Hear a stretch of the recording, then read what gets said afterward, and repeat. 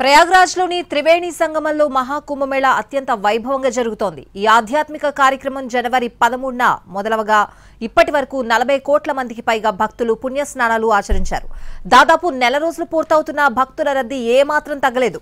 రోజు లక్షల్లో ప్రయాగ్రాజ్కు తరలి వస్తున్నారు. మొత్తం 6 అమృత స్నానాలకు గాను ఇప్పటికే 4 పూర్తయ్యాయి. రేపు బుధవారం మాఘ పౌర్ణమి రోజున జరిగే 5వ రాజస్నానానికి భక్తులు భారీగా వస్తున్నారు. దీంతో ప్రయాగ్రాజ్లో భక్తుల రద్దీ మరింతగా పెరుగుతోంది. భారీగా వస్తున్న వాహనాలతో ప్రయాగ్రాజ్కు వెళ్లే మార్గాలన్నీ ట్రాఫిక్ జామ్లతో నిండిపోయాయి. ఏకంగా 300 కిలోమీటర్ల మేర వాహనాలు నిలిచిపోయాయి. కేవలం 50 కిలోమీటర్లు ప్రయాణించడానికి 12 గంటల సమయం పడుతోందని ట్రాఫిక్ లో చిక్కుకున్న వారు చెప్తున్నారు. పరిస్థితిని సరిదిద్దడానికి 2-3 రోజులు పడుతుందని పోలీసులు చెప్తున్నారు. ఇక గంటల కొద్దీ ట్రాఫిక్ జామ్, రద్దీ ఎక్కువగా ఉండడం వల్ల చాలా మంది యాత్రికులు ముందుకు వెళ్లలేక, వెనక్కు వెళ్లలేక ఆ వాహనాల్లోనే నరకయాతన అనుభవిస్తున్నారు. వాహనాలు వెళ్లే రోడ్లు మాత్రమే కాదు, జనం నడిచి వెళ్లే దారులు సైతం కిక్కిరిసిపోయాయి. జనం 4 కిలోమీటర్ల దూరం వెళ్లాలంటే 4 గంటల సమయం పడుతోంది.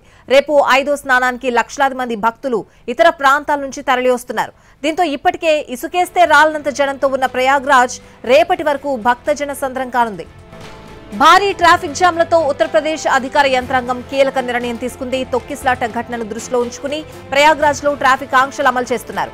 రద్దీ నియంత్రించడానికి వాళ్ళ తెల్లవారుజామున 4 గంటల నుంచి కుంభమేళా జరుగుతున్న ప్రదేశాన్ని నో వెహికల్ జోన్ గా ప్రకటించారు. సాయంత్రం 5 గంటల నుంచి ప్రయాగ్రాజ్ సిటీ మొత్తానికి వీటిని అమలు చేస్తున్నారు. వివిధ మార్గాల నుంచి ప్రయాగ్రాజ్ కు వచ్చే యాత్రికుల వాహనాల కోసం సిటీ వెలుపలే ఆయా ప్రాంతాల్లో పార్కింగ్ జోన్లు కూడా ఏర్పాటు చేశారు.